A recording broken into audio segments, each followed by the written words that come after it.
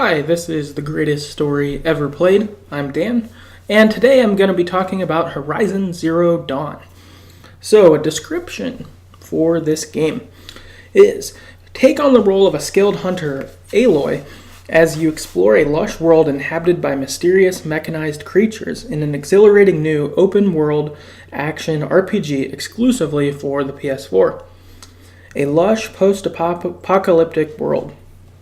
How have machines dominated this world, and what is their purpose? What happened to the civilization here before?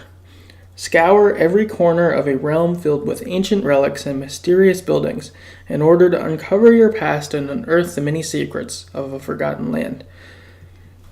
Background on this game: it is developed by Guerrilla Games, who are primarily known for the Killzone series of games.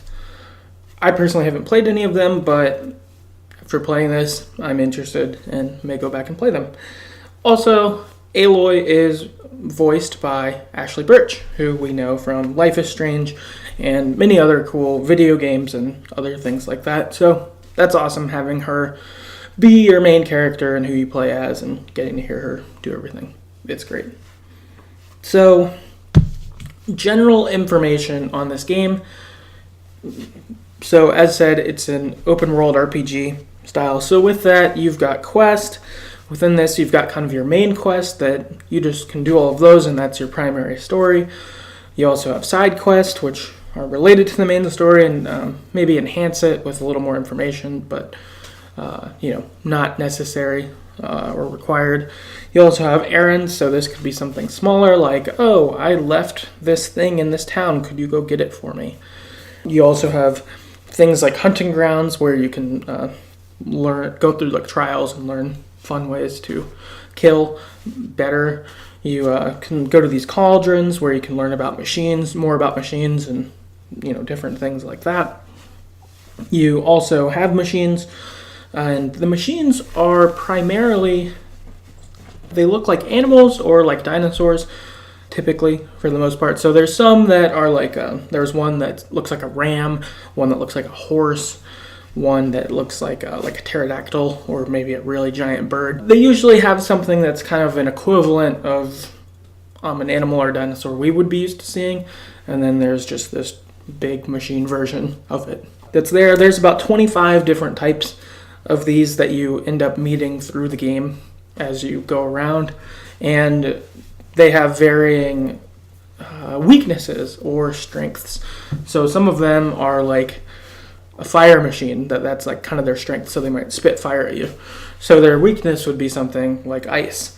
Or there are other ones that are the opposite, their strength is ice, and so if you shoot them with fire, then they will do heavier damage that way. So it's pretty interesting, and because of this too, this world has different machines that inhabit different parts of it. So some parts of the world, it's kind of these kind of machines more, or other parts of the world, it's this other kind of machine.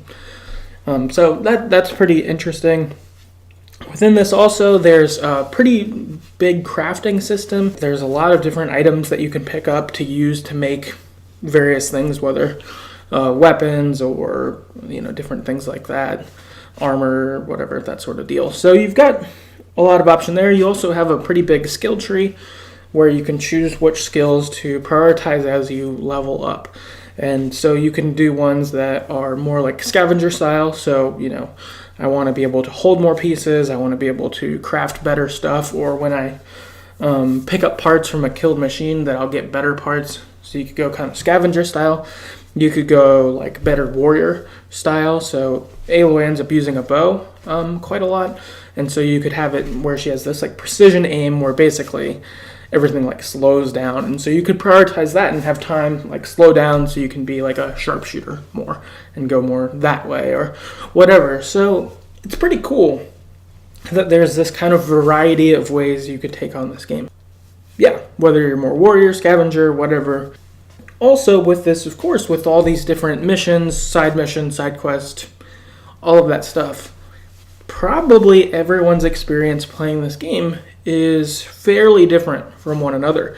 You might have gotten way better with this one skill set tree, whereas someone else could have chosen a different one. Or you could have prioritized doing everything. You're one of those you're more completionist style, so you're like, okay, I'm doing every errand I can find. I'm going to do all the side quests, everything like that, and of course do the main mission, but I'm going to just do everything I can do. And then there's probably other people who more just stuck with the main story, and maybe they went off here and there when something came up or whatever, they thought it sounded fun, but they more or less stayed main story. So it's pretty cool that there's just a vast array of the way that you could play this game. What weapons you could choose to get good at, what places you could choose to go to, where you could choose to spend your time, whatever, all of that. And just to get an idea for the size of this game, I personally logged 55 hours once I finished the game. And on PlayStation, when it had like all the trophies and saying what percentage of the game I completed, it had me at 57%. So there was a whole bunch of game that I didn't do. And I looked against what would be 100% completion. And a lot of what I missed were like collectibles or, things like that. But I did miss some of the side stories even and a couple errands. Not a lot. I did most of them. But there were some that I just didn't see when I was roaming around. Because I intended to do all the ones I came across. And I did do all the ones I came across. But there were some I didn't get to. I think there were probably parts of the map I didn't explore that much. And so I never met random side quest people. So, that's incredible. To spend that much time and not do everything. Pretty cool. So I guess that's kind of a frame for what the game is and can look like. I guess too, by note of that, I obviously really enjoyed it. I thought it was a great game. So that's kind of background on the game, what it looks like, whatever.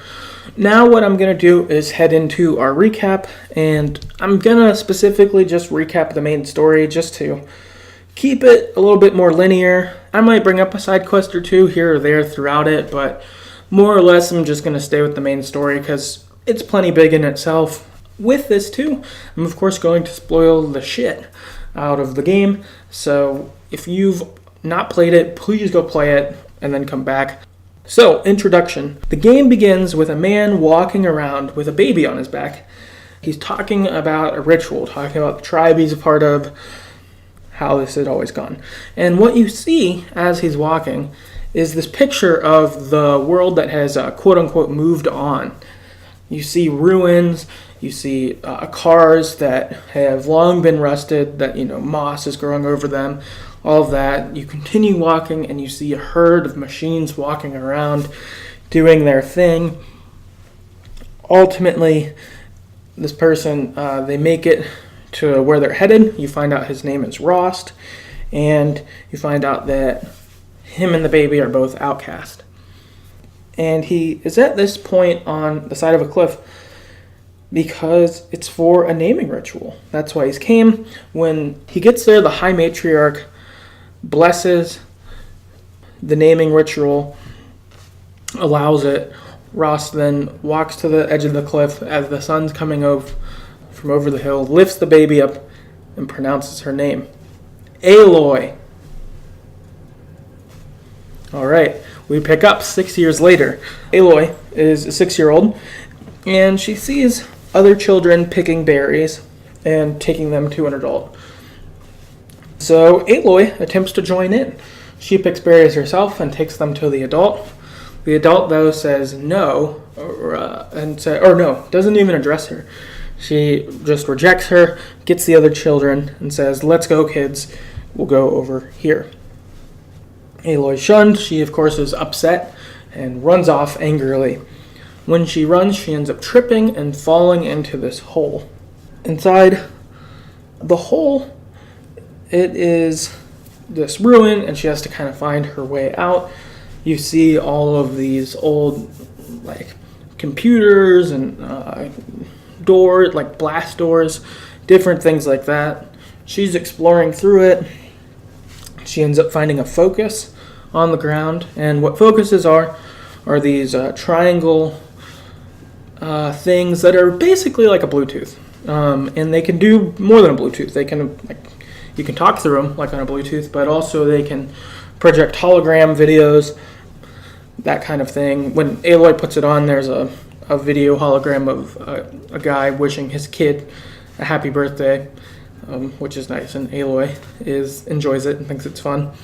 Yeah, it can be used for those things. She ends up finding out that it can be used to like follow people's tracks as she messes around with it. Like, it's a super useful tool that she stumbled upon and wants. She ends up climbing out of the hole and she talks to Rost. Rost tries to take the focus away, but Aloy wants to keep it, and Rost kind of is like, all right, fine. A little while later on, her and Rost are walking through grasslands and I think doing some hunting. They see a boy who is surrounded by machines and he's in trouble. And we find out that he's a Nora, which is the tribe that Rost and Aloy are outcast from. And so Aloy says, I want to help him. Let's help him, Rost. And Rost says, no, we can't. He's part of the tribe. We're outcast. We're not allowed to do that. We need to stay removed, essentially. And Aloy says, too bad, I'm going to go help him anyway. And so she goes down to where the boy is, and she turns on her focus, and what she can see is the pattern that the machines go in. So, if this machine walks in a zigzag, or if it walks in a C shape, or in a circle, that kind of thing. And she's able to follow their, see their tracks, where they're going to head, and then she's able to use the tall grass to kind of make her way to the Nora boy and rescue him. She rescues the boy and gets the boy to where Rost is. The boy's dad shows up, and the boy's dad is pissed. He's really mad that the outcast interfered with anything. Rost just kind of doesn't do anything. He just stays cool. Aloy's pissed though that she's being mistreated for doing a good thing, that she did the right thing. Ultimately, Aloy asks Rost why she is an outcast, and Rost tells her that he does not know, actually. But he does tell her about something called the Proving. And what the Proving is when any Nora turns 18, they end up doing this obstacle course of sorts that if you successfully pass, you become a Nora Brave. That's your job. And the winner is able to ask the High Matriarchs about anything.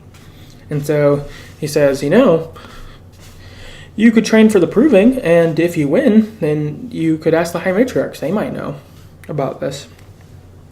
Aloy takes this to heart. We get a montage of her growing up over the next 12 years, training with Rost. She learns how to hunt, she learns how to shoot, she learns how to track, she learns how to pick different berries and stuff like that for survival, to be able to tell which ones will help with your health. All of these things. We get this quick montage, and Aloy's a badass, ready for the Proving. It's the day before the Proving, and Rost tells Aloy that he's going to go away where she can't find him, so that she can join the Nora tribe, and she won't be tempted to disobey the tribe's rules by talking to him, because he'll still be an outcast. Prior to this, Aloy was telling Rost, you don't gotta worry about things changing. We're still gonna be friends. Even if you're an outcast, I know you won't talk to me, but guess what? I'll just fill you on things. I'll just walk by you and I'll just tell you stuff, and no one will ever catch you. It will be fine. Rost is not about this, though. Rost, for whatever reason, adheres to the Nora, policies at a very strict and high regard. He holds them in high regard. He's an outcast. He's not mad about it, and in fact wants to keep the rules. It's not because he wouldn't want to be with the other Nora, but he kind of is so lawful that I can't not do this kind of thing. So it's a pretty odd take, whereas Aloy is much more of the doing right things is the right thing, and whether it's policy or not, I want to do the right thing. So it's kind of an interesting, comparison between the mentor and the mentee. The mentor sticks with policy all the time in Rost, always does that. Whereas Aloy is like, I want to do the right thing, like rescuing the Nora boy when she was a child. That wasn't right policy-wise, but it was the right thing wise. After this, Aloy goes inside Mother's Heart, which is the primary town for the Nora tribe, and she's welcomed in by High Matriarch Tirsa, who we met at her naming. And High Matriarch Tirsa is pretty cool. She's pretty friendly to Aloy. She welcomes her in, is friendly, is excited for her to get to compete in the proving. It's very positive. And this is a strong contrast to other Nora people who are like, oh, it's the outcast, blah, blah, blah. Like that sort of thing. So Tirsa seems to be a pretty good person. Nice to have someone who is of importance within the Nora tribe who is also kind. That's a good one of Aloy's first meets inside there. While she's inside, she sees a crowd that's unhappy with a Karja Sun Priest.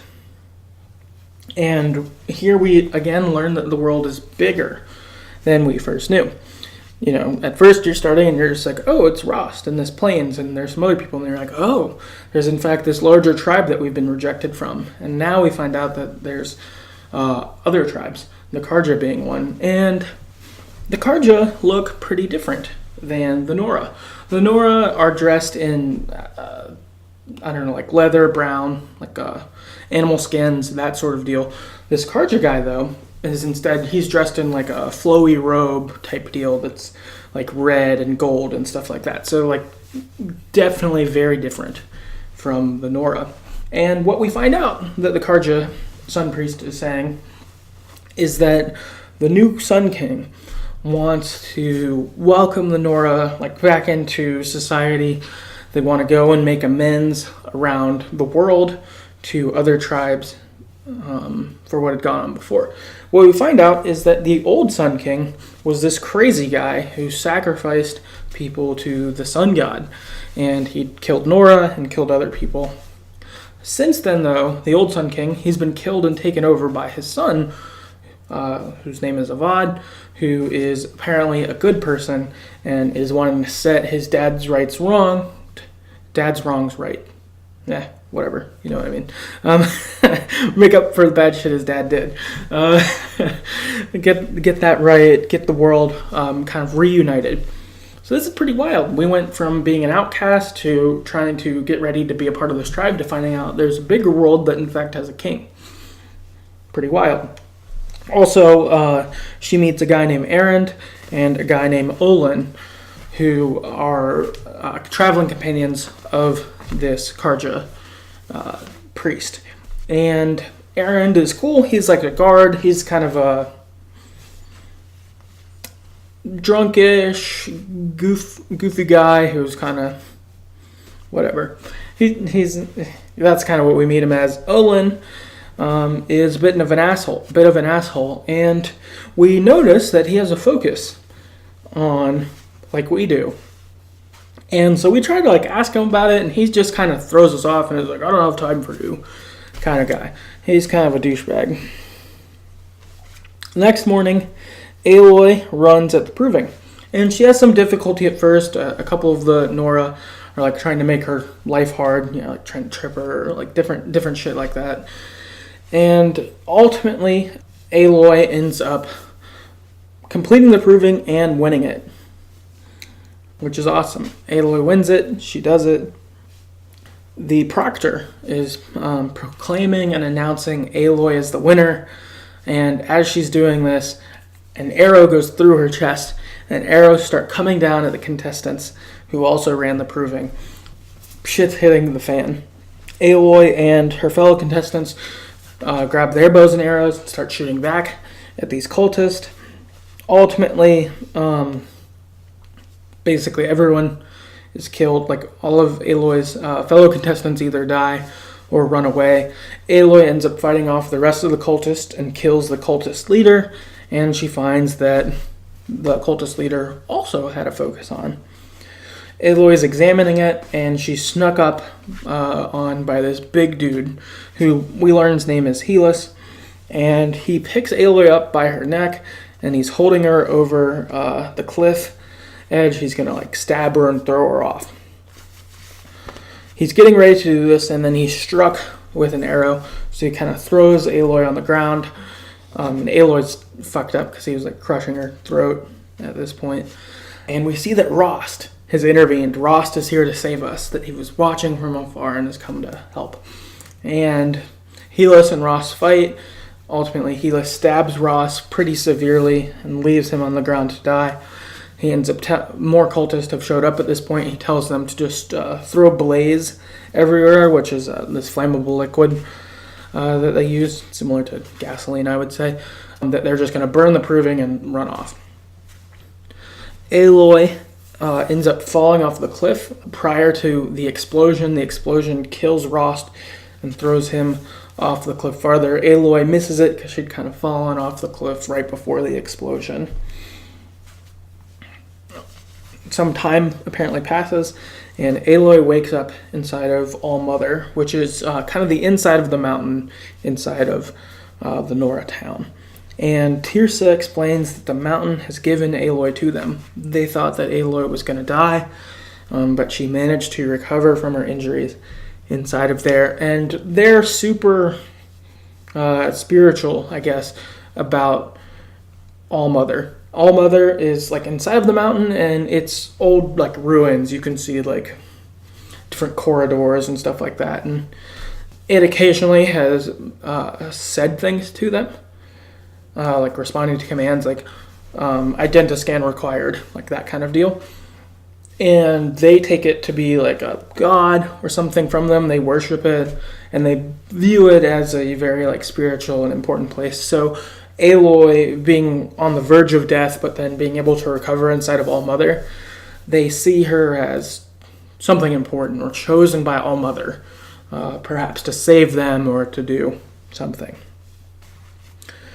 Aloy figures out, kind of in thinking about this, that someone must have ordered her being killed because of Olin.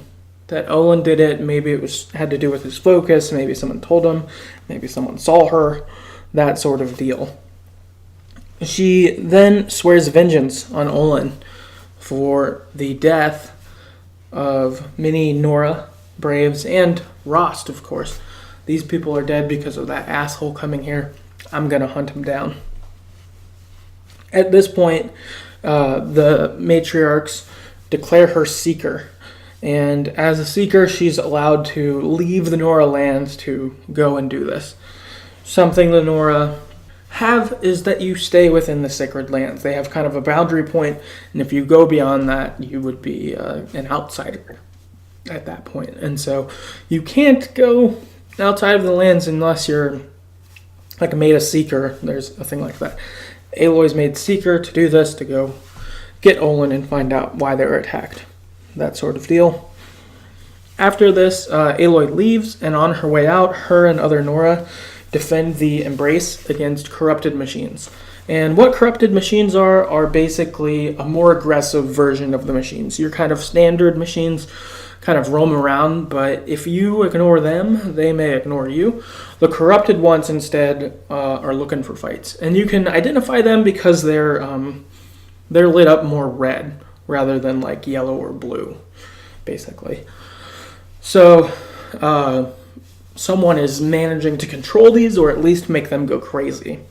So Aloy and fellow Nora kill some corrupted machines. She ends up meeting Varl, who is one of the Braves, and he's a pretty cool dude. He's very respectful to Aloy, quick to respond to her and be like, wow, you're a great warrior. Like, I'm glad you're here with us. Like that kind of thing. He's a good dude. And he asks Aloy to go after Sona, who is the chief brave, and also his mom. It says, could you go after Sona and her braves? They were tracking the war party. Please make sure she can get back and get them. Like, could you do this for me? And we're like, yeah, got you, Varl. And so we head out and we find Sona, and you and her braves attack the war party, the people who had attacked you while you were on the during the proving.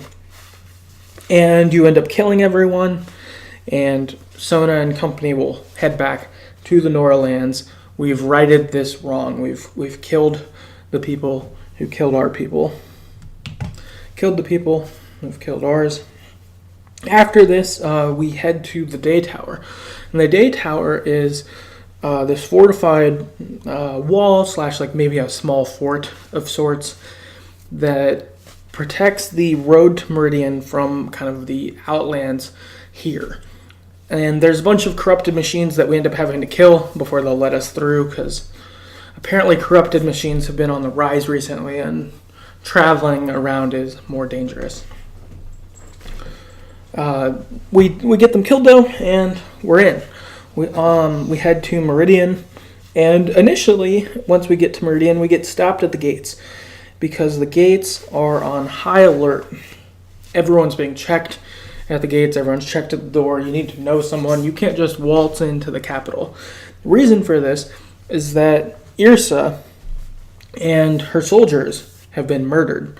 Yrsa is one of the Sun King's top level guards, and so her being murdered along with her soldiers is a huge deal.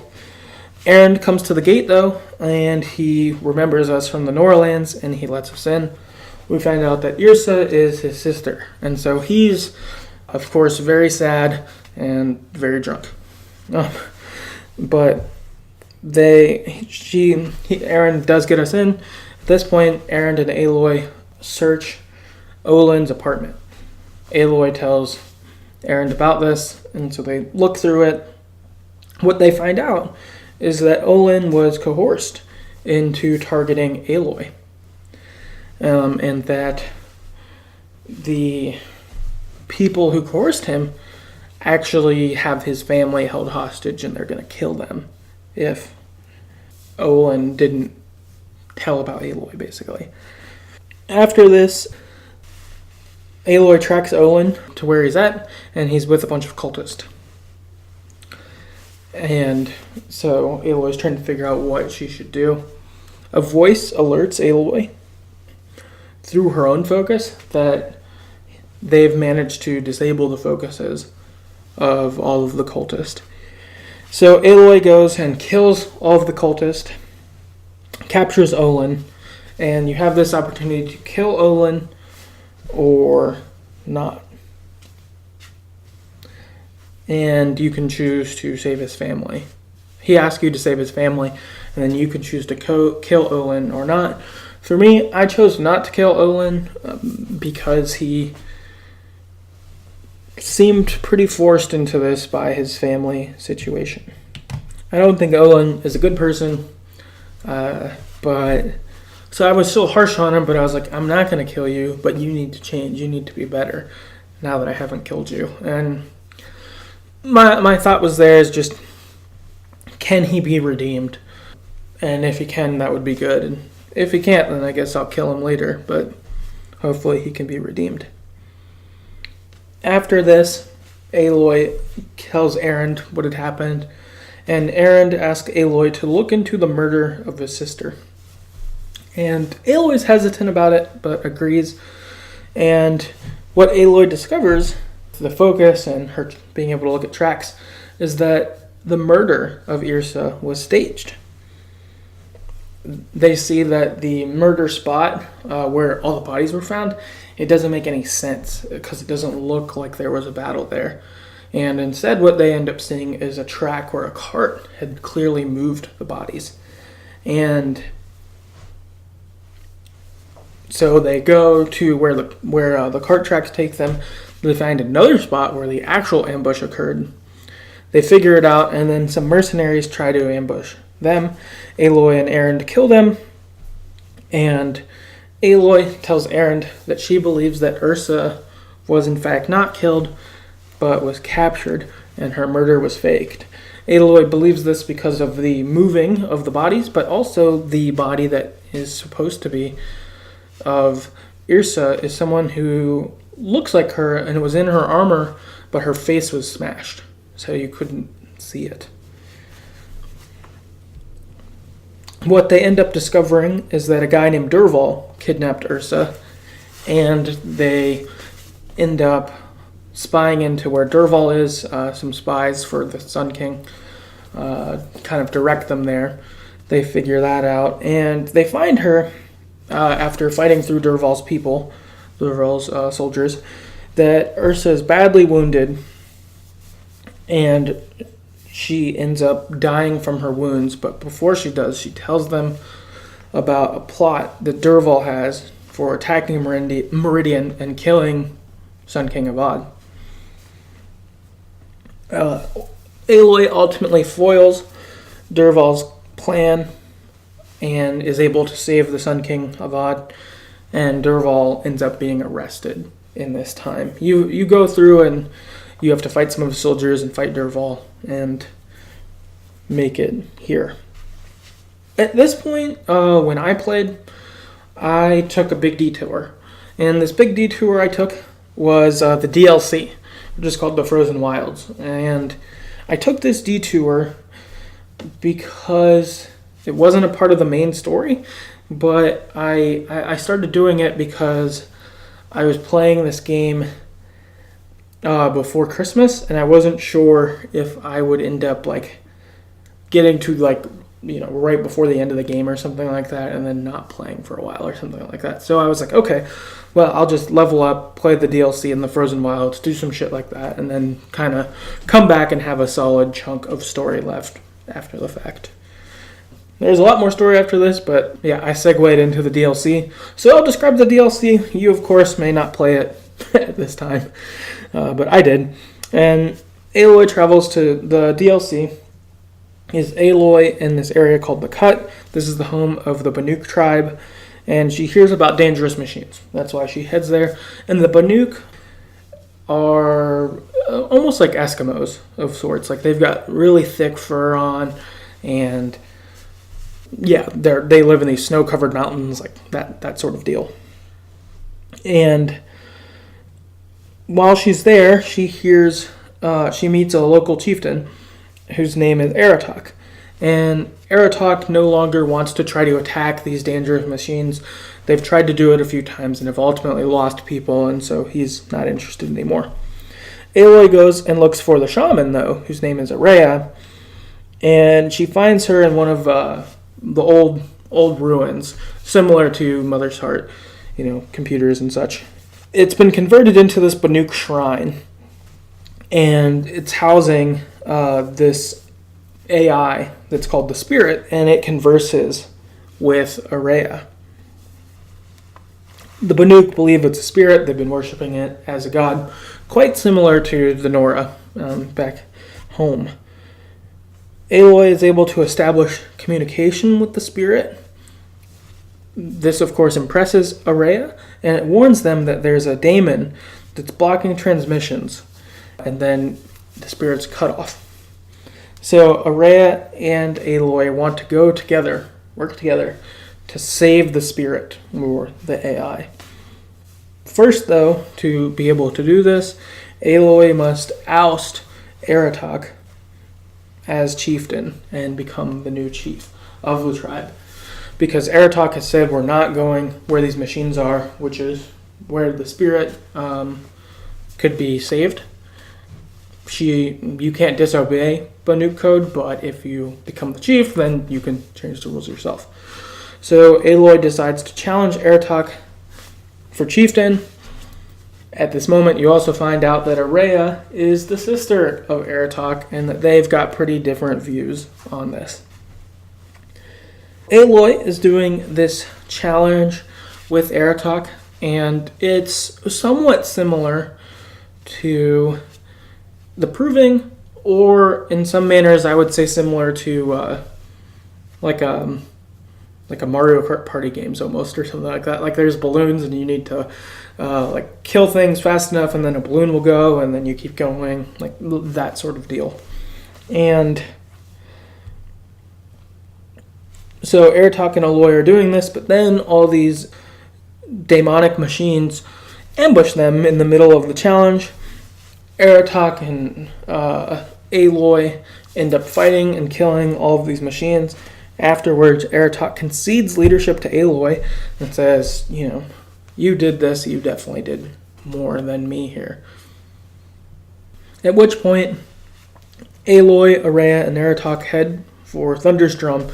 This is where they believe the spirit can be saved from the daemon. They get inside the facility, and inside, Aloy discovers the spirit is actually called Cyan, which is some AI that was designed to prevent the Yellowstone caldera from exploding. So it's within a volcano of sorts, and the AI is made for that to prevent exploding.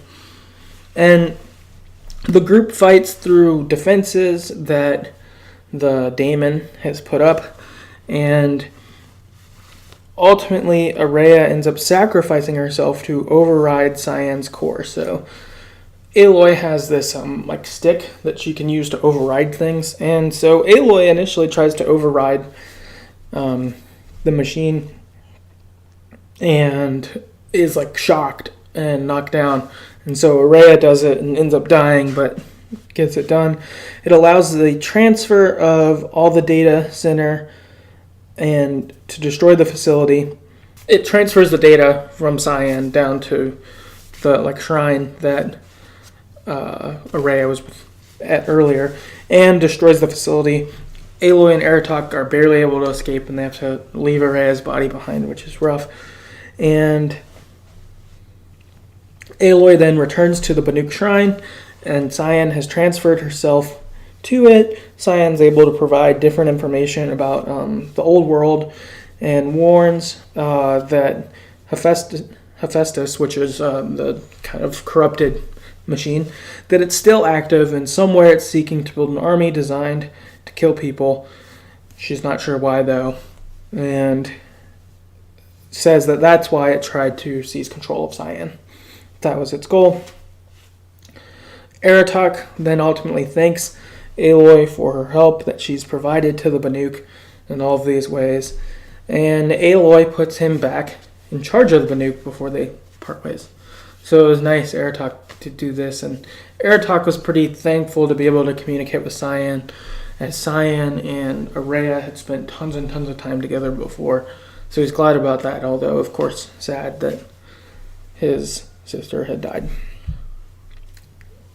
After this, this really gets into, the deeper part of the game, which is Aloy continues searching into who Elizabeth Sobek is. So she's learned about her a little bit from the old world through these times. She ends up finding out that Olin's focus had recognized her, and so someone had ordered her killed because she looked like Elizabeth Sobek. It appears that it was something called Hades, which is some form of AI, similar to Hephaestus, it seems. Some sort of rogue AI recognized Aloy as someone called Elizabeth Sobek. So Aloy continues her search into it. She ends up getting directed to an area called Maker's End, and it was by the same voice that had helped her in capturing Olin by disabling those focuses. The same person says, why don't you check this area? Aloy ends up making her way through some ruins and discovers that it was a place that was formerly called Pharaoh Automated Solutions. Inside, she identifies the woman as Elizabeth Sobek, who had previously worked for Pharaoh, and that there was a glitch in the past where these Pharaoh war machines had a glitch where they could self-replicate and were able to go rogue. So she's starting to figure out a little bit of the backstory. Elizabeth Sobek worked at this place. She knew that the robots were going rogue and tried to do something to stop it. So Ted Pharaoh, he asked Elizabeth Sobek to fix the glitch. But the glitch could not be reversed. Sobek, though, did have a new solution, which is Project Zero Dawn.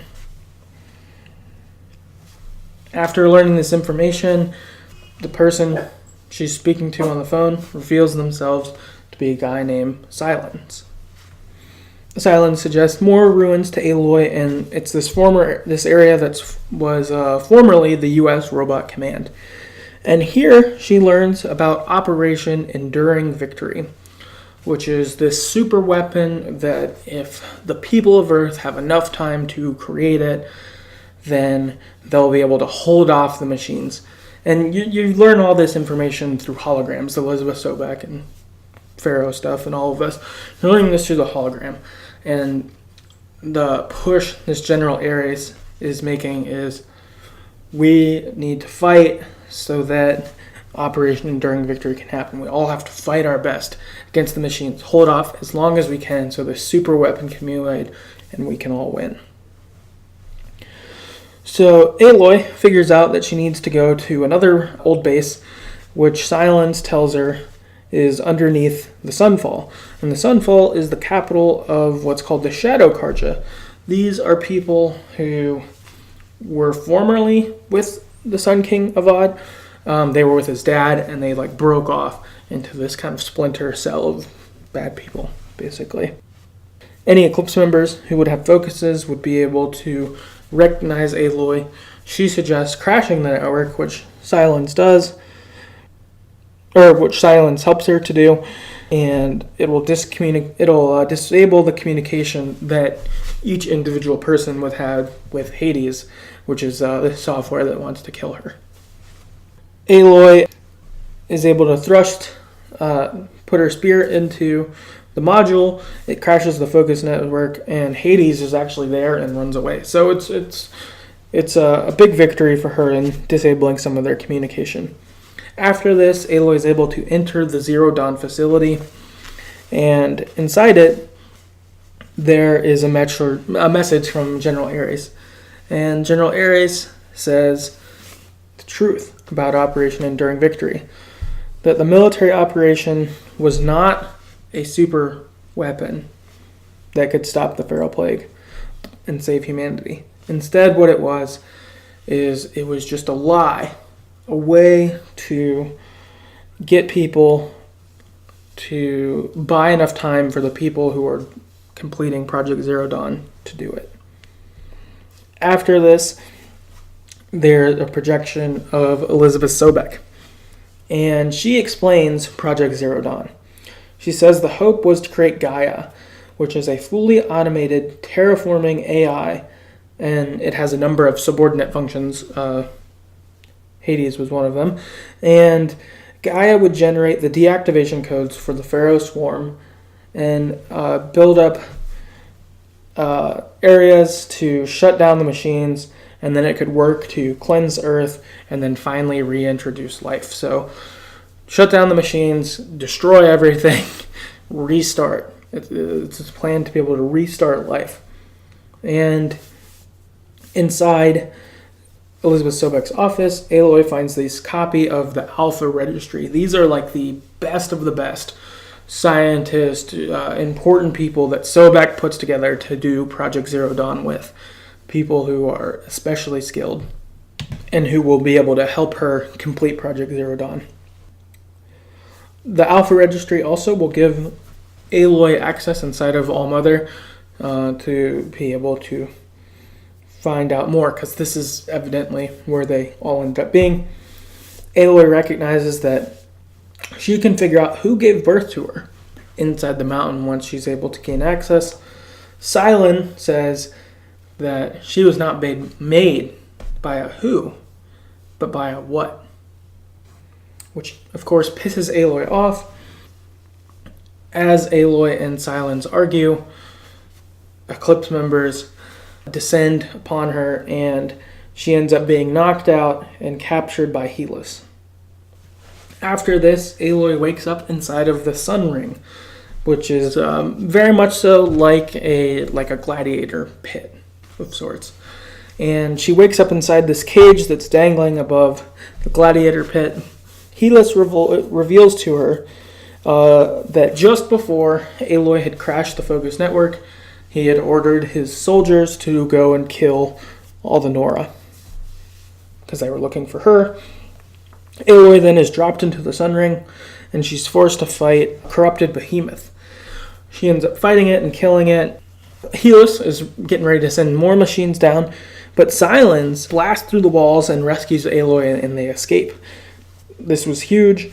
Silence, this is the first time we've met him in person too. We've just talked to him through the focus prior to this.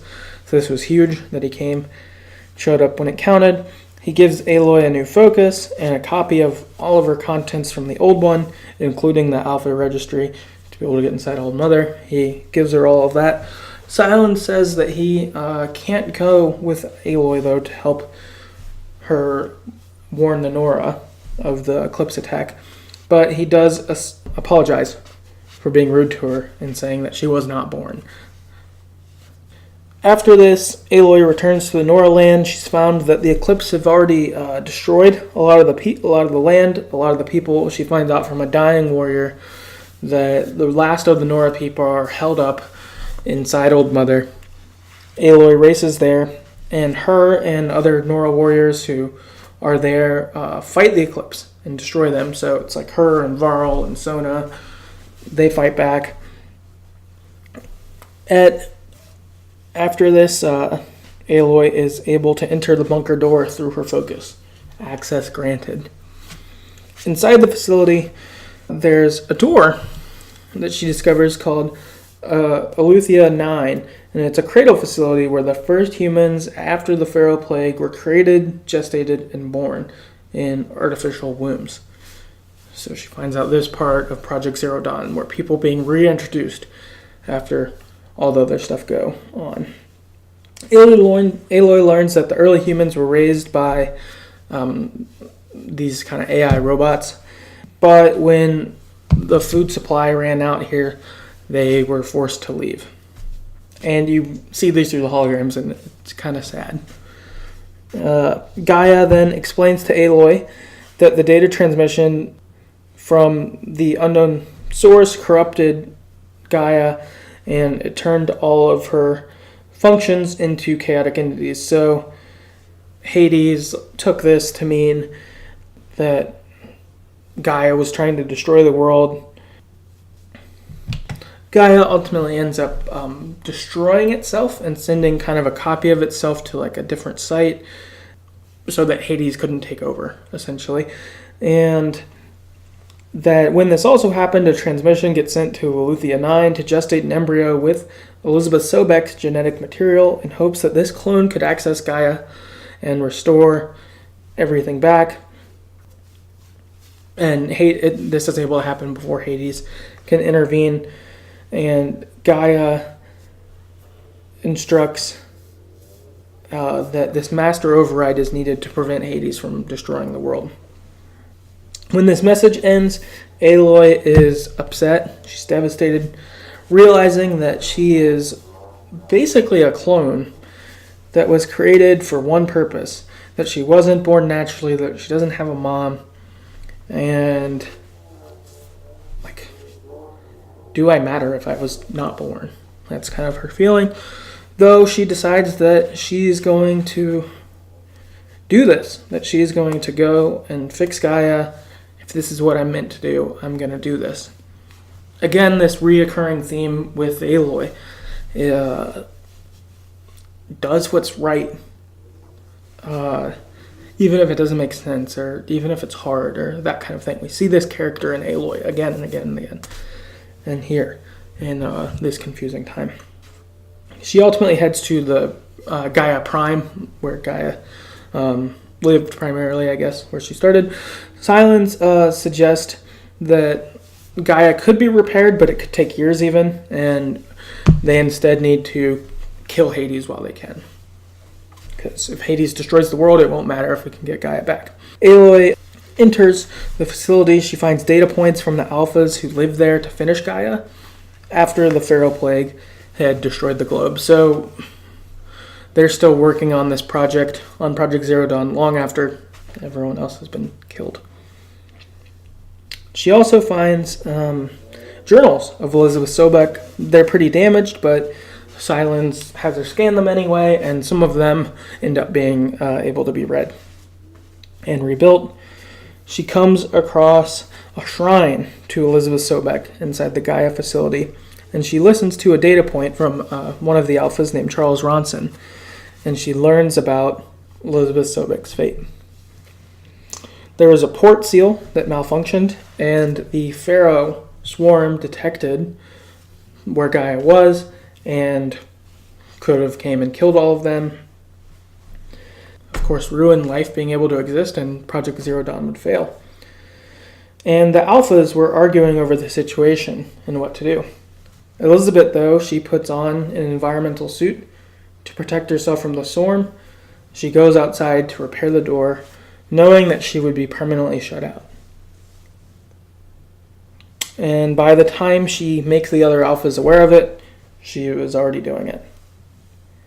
She was trapped outside, but she could go in peace because she knew that this was safe. Aloy, of course, is very sad to realize what happened to Elizabeth. And she says that Elizabeth was a good person for doing this. She's admirable over kindness. Silence, though, kind of thinks it's stupid. He's like, if she was smart, she wouldn't have died or something like that. But Aloy gets it. Gets what Sobek was doing. After this, they reach another area of the facility. Aloy opens a conference room that air just like rushes in. And inside there's corpses of all the alphas scattered about. And she sees a hologram of Ted Pharaoh, revealing that he purged Apollo, which is all the knowledge they were building up, to prevent humanity from repeating the mistakes of the past. He then vents all of the air out of the room, and it suffocates and kills all the alphas. And you can see this through the holograms. Fuck Pharaoh, what a douchebag. Silence, then after this, Silence admits to Aloy that he'd worked with Hades in the past and had formed the Eclipse, actually, to do what Hades had said. Aloy realizes that Hades is targeting this area next to the Sun King meridian called the Spire to awaken the Pharaoh swarm and destroy the entire world again. Silence leaves his lance, which is even stronger of an override than Aloy's, and she attaches her master overdrive to it, and now she's going to go and stop Hades. So she heads to Meridian, and Silence has to go do something else, so he says he's leaving. After this, we head to the Spire. We go to Meridian, and we talk to Sun King Avad, and we tell him of this giant attack that's coming. That all the Eclipse are coming, that Hades is going to come, the whole world will be destroyed. We need to make a stand here. And Murad, who is one of Sun King's best advisors, he says that allies have arrived to bolster the defenses around Meridian and the Spire, and Aloy can go talk to him. And this is pretty cool, because different side characters you've met in side quest or different parts of the game will end up showing up here to help on this final stand for the world. And there are a lot of different people that I met that were in mine. Petra was there. She's a person who's the leader of this free heap area. It's almost like she lives in this junkyard of sorts. She's their leader. She's there to help fight.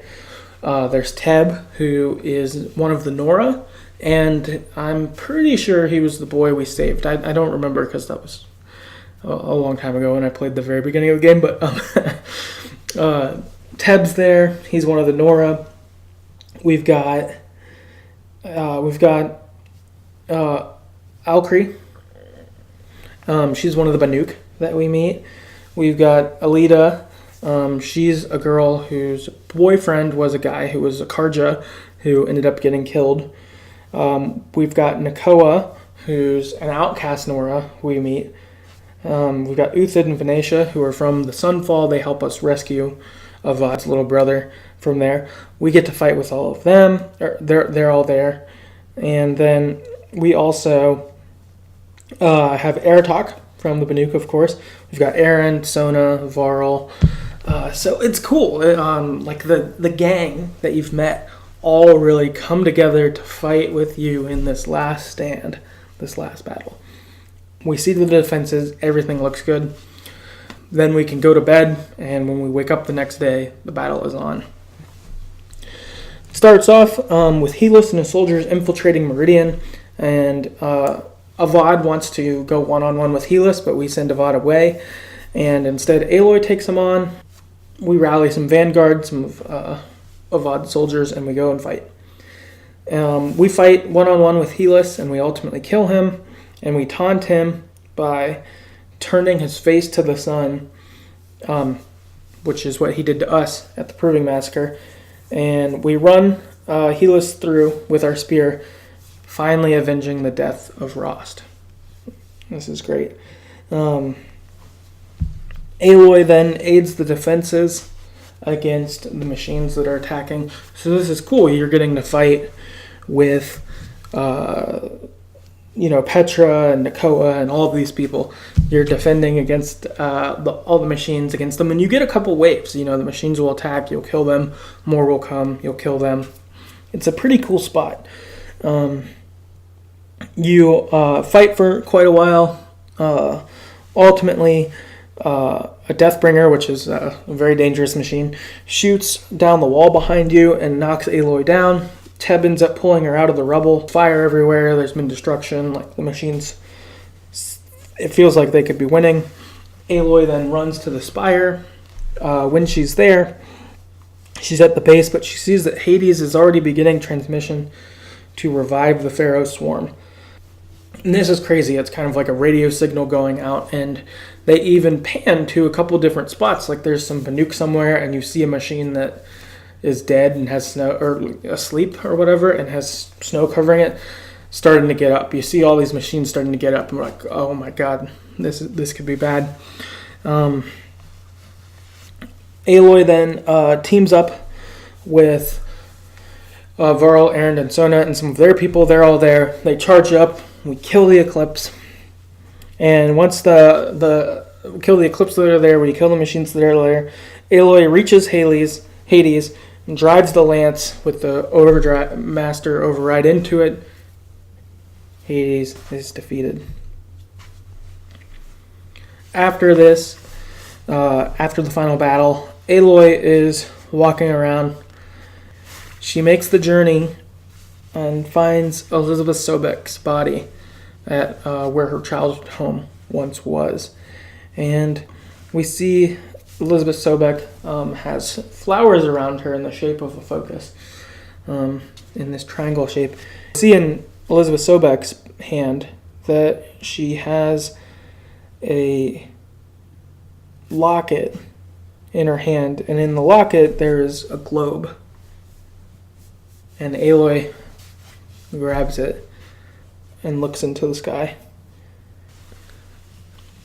After Aloy stops Hades from broadcasting his signal, reviving the machines, Hades is apparently still alive, and Silence intends for this to happen. He captures Hades in like a lantern of sorts, and now Hades is Silence's prisoner, and Silence reveals that he wants to find out who awoke Hades in the first place. And we get that as kind of our epilogue, dun dun dun, of sorts. So okay, that was quite of a recap. That's a bit. So, general thoughts on this game. First and foremost, I love this game. It is amazing. It is so good. Top 5 all time. The podcast being called The Greatest Story Ever Played, it almost feels like I should just stop because I found it. That's how fucking cool I thought this game was. Super thrilled. I went in expecting to enjoy this game, just looking around online, seeing a lot of people say this game is good, and I had good expectations, but I didn't know it would be top 5 for me. I love this game and can't highly recommend it enough. Specifically, I thought the world, the lore, everything in this was so wonderful. The Elizabeth Sobek storyline. I really, really love that. I really loved learning about this world that had been destroyed, how it happened, and one woman trying to save the world later, trying to preserve the future for everyone else. Just fantastic. Just fantastic. So, and just exploring the world, I mean, there was just so much. I was fully brought in on this game. So much so. I've got a little bit of feedback just on general thoughts people had. Chris on Twitter said, 10 out of 10 game. It is amazing. I don't like to use the word perfect, but to me, Horizon Zero Dawn is perfect. Yeah, I feel similar. I'm like, I don't want to say it's a 10 because, like, how many 10s are there? You know, but it really might be. It really might be. I think I would have to work pretty hard to nitpick on this game. Snake on Reddit wrote this in. He said, I'll sum it up like this. I have not been as immersed in a game nor anticipating its sequel as much since I played Metal Gear Solid in the late 90s. That's huge, to be that into a game and that excited for more. Incredible. Red Rudd on Reddit said, I put my PC away and I put Assassin's Creed and Red Dead Redemption 2 on hold for it. I still haven't stopped playing Horizon Zero Dawn. All-consuming, took everything away. Similarly for me, actually, I started playing Uncharted 4 maybe, a few days before I got Horizon Zero Dawn. And I started playing Horizon Zero Dawn, and I have not really played anything since then. It's just been Horizon. If I've got time to play games, I'm playing Horizon. It's so fantastic. Silver Soul on Reddit says, I will be forever grateful for this game. When I knew some info about this game in 2017, I contemplated if I should buy a PS4 for it. It's a big risk, buying a console just for one game. It's impractical and financially unwise. I do not regret it, though. Not only has Horizon Zero Dawn told a fascinating story and let me explore its colorful world, but it's paved the way for me to play amazing games such as Uncharted series, Last of Us, Bloodborne. It rekindled my love for gaming, and I look forward to the sequel. Yeah, fantastic. Reintroducing the love of gaming. That's so cool. And for me, this has, introduced me to RPGs in a real way. I've obviously talked about it other times on the podcast, but I didn't really play any, and were much lighter versions, going from like Last of Us to Vampire to this, and I'm interested. I'm fully about the open world concept. I want more. I want more from this game. This game is fantastic. So then what I asked people is what their favorite part was. So asked people online. Kevin on Twitter wrote in and he said that last moment that Aloy spent at Elizabeth's final resting place, it's complicated and sad and hopeful all at once. Perfectly said. I 100% agree. Getting to see Elizabeth Sobek, or Aloy find Elizabeth Sobek, you have this moment. Elizabeth did this to preserve the world so that the future could happen. And now Aloy is here to protect it and keep it going. It's fantastic. It's just fantastic. Triple B on Twitter says, story-wise, learning about what happened to the old world, specifically what happened to Elizabeth and the rest of the final team. Yeah, I thought that was really great. Playing the game, I knew Elizabeth had to be dead because I knew that it happened a long time ago before Aloy ever came about.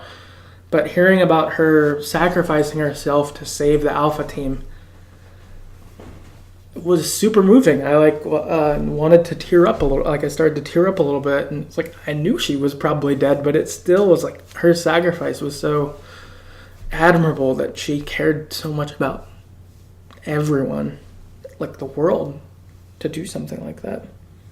Pogo, commenting on Twitter, commenting on Triple B's post, said, yes, same here. The part about the library too, the whole knowledge of humankind lost. Yeah, fuck Pharaoh, man. That guy's such a douchebag. He just takes it upon himself. All right, never mind. I gotta destroy this so that people won't repeat our mistakes. Like, No, knowledge is key. Knowledge should always be available so that people don't repeat their mistakes. It's like he just did the exact opposite. What a fuckhead, man. Ugh, I hate Pharaoh. He's the worst. Tina on Twitter said the ending, or blowing shit up. I do love the ending where Aloy saves the world, but also listening to what Elizabeth Sobek was like. Yeah, a couple things. I thought the ending was super fun. I really liked this last stand that we had going.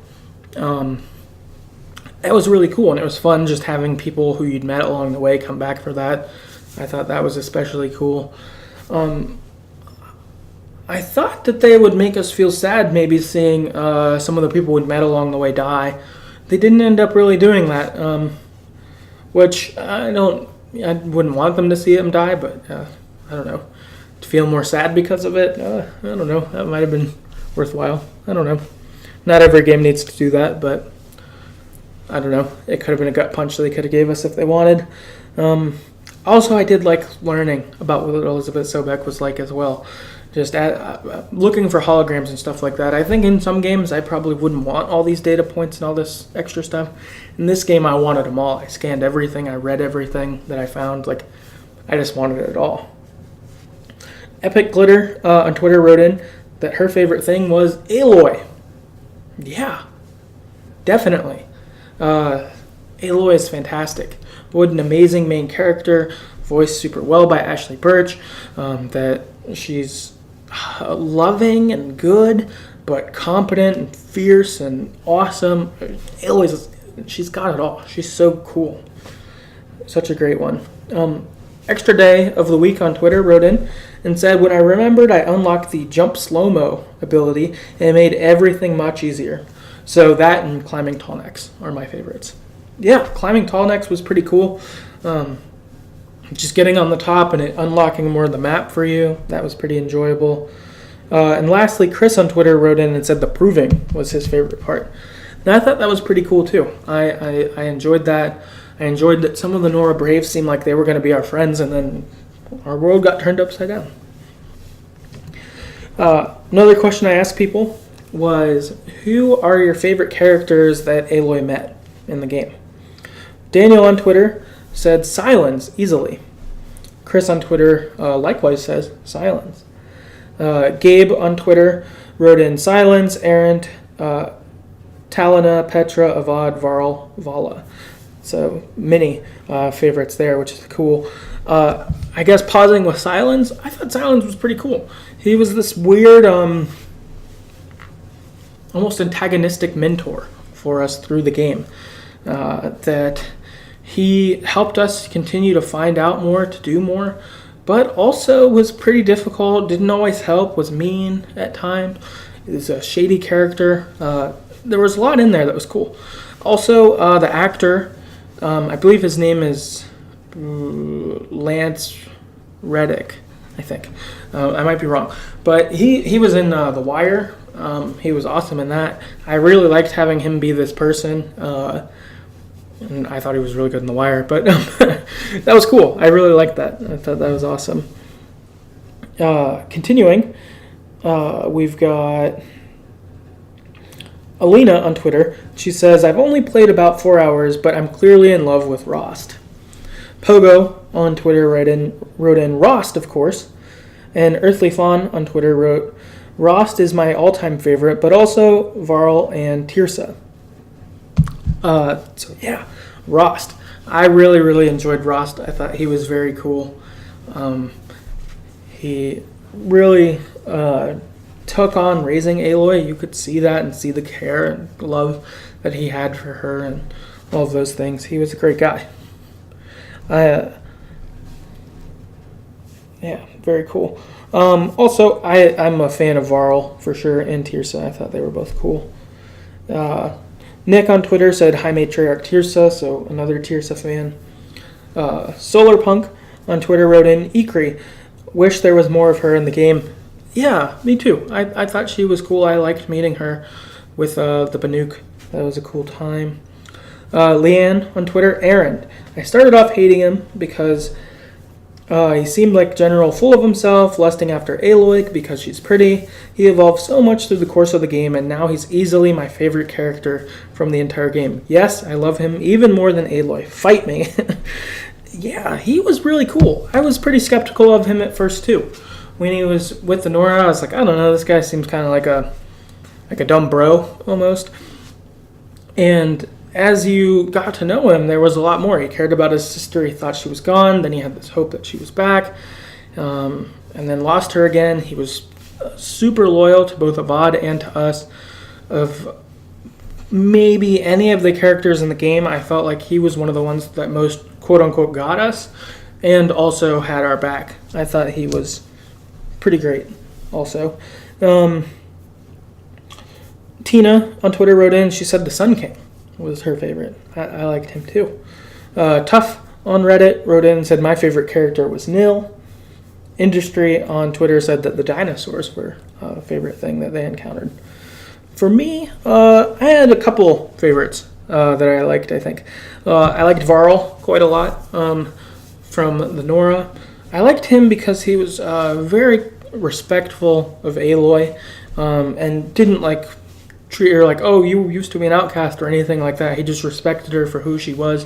You're a good warrior, whatever. Like, all those things right away. Or later in the game, there's different things where he doesn't understand something, but he's like, I don't get it, but Aloy, you seem to, and I'll follow you.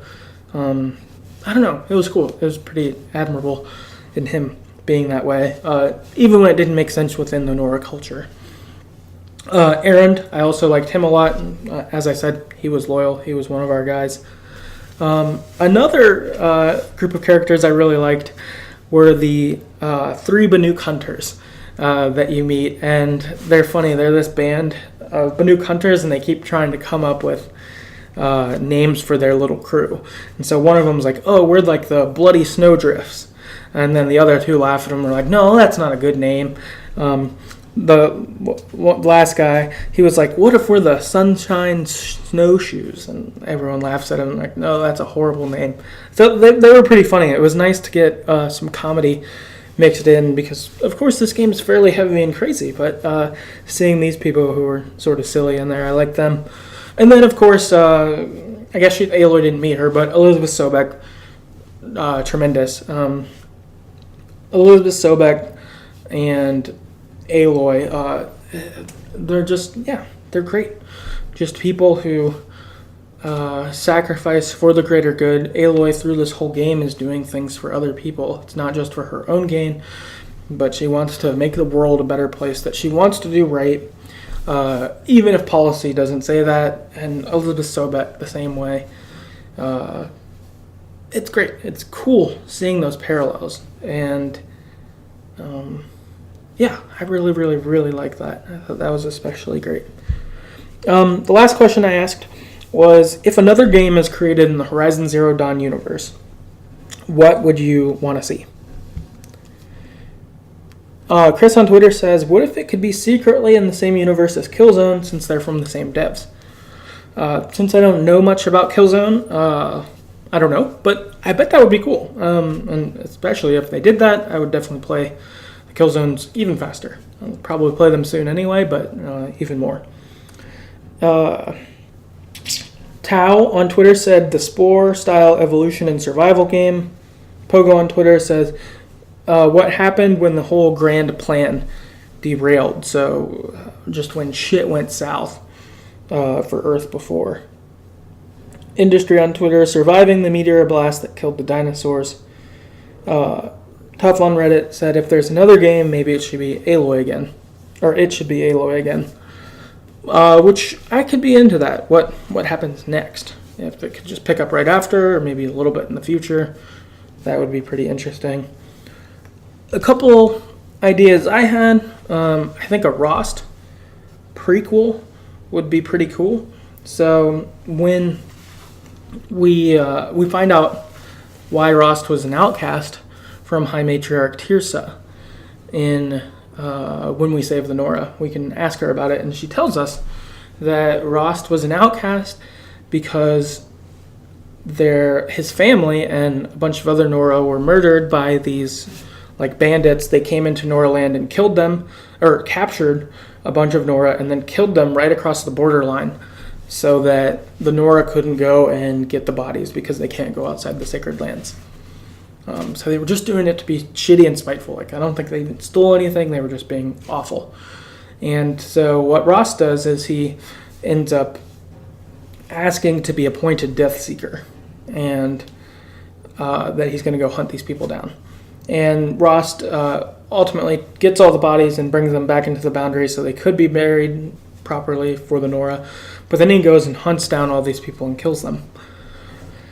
And I think this could be a pretty interesting or fun game. We obviously would know the main story beats because of it, but Ross revenge game? Like, I don't know. A revenge hunt down 10 people game could be pretty interesting.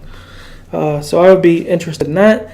I think a Silence game could be interesting. This could be, I guess, prequel or after, I would say, since we see Silence with Hades at the end. But you could also do, like, what did Silence do before Aloy ever entered the story and all of that? That could be pretty interesting to see, because his past is mysterious and strange. And again, I think I would agree, too, if you did Horizon Zero Dawn 2, I guess, and you just start Aloy again, and, you know, maybe it's a few years later, and her life has changed, and the world's changed, and stuff like that. That could be cool, too. So, yeah, those are my options. Overall, that's the game. That's Horizon Zero Dawn. Of course, there's plenty more that could be said, but fantastic game. I love it. Definitely go play it. If you have comments or questions, please write in at TheGreatestStoryEverPlayed at gmail.com, or finding us on Twitter at StoryEverPod. Yeah, let us know what you think. If you like our podcast, please rate and review us on iTunes or wherever you get podcasts. Share us with your friends. We want to keep talking video games with all of you, and with hopefully many more friends to join our little video game community of sorts. So yeah, please do that, and yeah, we will see you next time.